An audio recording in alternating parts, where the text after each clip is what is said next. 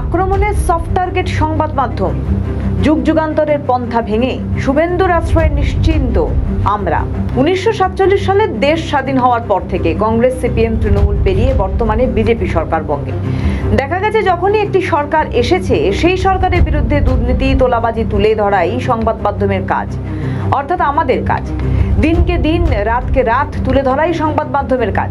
সংবাদ মাধ্যমের কর্মীরা অর্থাৎ আমরা এই কাজটা নিষ্ঠাভাবে তুলে ধরার চেষ্টা করি সব সময়। সংবাদ মাধ্যম অর্থাৎ মিডিয়া, দর্পণ সমাজের ভালো খারাপ তুলে ধরাই সংবাদ মাধ্যমের কাজ।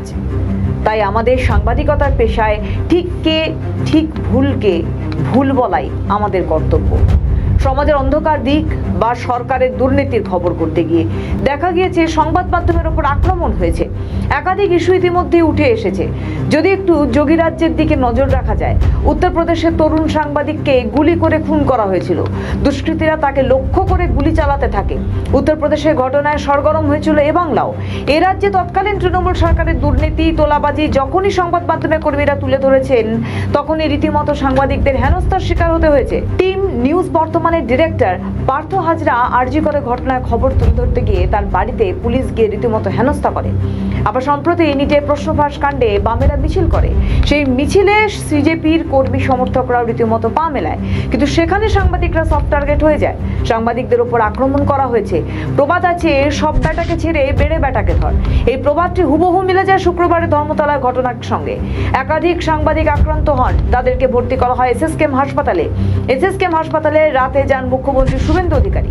মুখ্যমন্ত্রী গিয়ে সংবাদ মাধ্যমের কর্মীদের সঙ্গে কথা বলেন যারা এই কাজ করেছে তাদের কাউকে ছাড়া হবে না। তার পরের দিনই পুলিশ 70 জনকে চিহ্নিত করেছেন। বিধানসভায় দাঁড়িয়ে মুখ্যমন্ত্রী বলেন, এমন শাস্তি দেব 3 পুরুষ মনে রাখবে।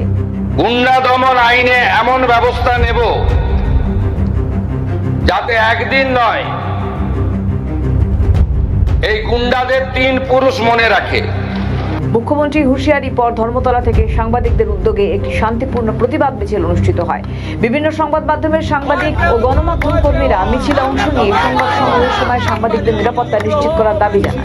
প্রতিবাদ মিছিল থেকে বক্তারা বলেন, সংবাদ সংগ্রহ করতে গিয়ে সাংবাদিকদের উপর হামলা কোনোভাবেই মেনে নেওয়া যায় না। সংবাদ মাধ্যমের কাজ আসল সত্যকে সামনে আনা। আমরা টিম নিউজ বর্তমান বিভিন্ন সময়ে যেমন তৃণমূল সরকারের আমলে খারাপ কাজগুলো তুলে ধরেছি, যার জন্য বারংবার আমরা আক্রান্ত হয়েছি। বর্তমানে বিজেপি সরকার যদি কোনো ভুল করে থাকে, তাহলে মুখ্যমন্ত্রী বলেছেন চোখে আঙুল দিয়ে দেখিয়ে দিতে। সবার আগে টিম নিউজ বর্তমান অঙ্গীকারবদ্ধ। রাজ্য থেকে দেশ, দেশ থেকে বিদেশ, সব খবর আমরা সর্বদা আপনাদের সামনে তুলে ধরব। আমাদের ভিডিও ভালো লাগলে লাইক ও শেয়ার করুন। কমেন্ট সেকশনে আপনাদের মতামত জানান। আরও ভিডিও পেতে আমাদের চ্যানেলটিকে সাবস্ক্রাইব করুন এবং প্রতি মুহূর্তে খবরের আপডেট পেতে প্রেস করুন বেল আইকন।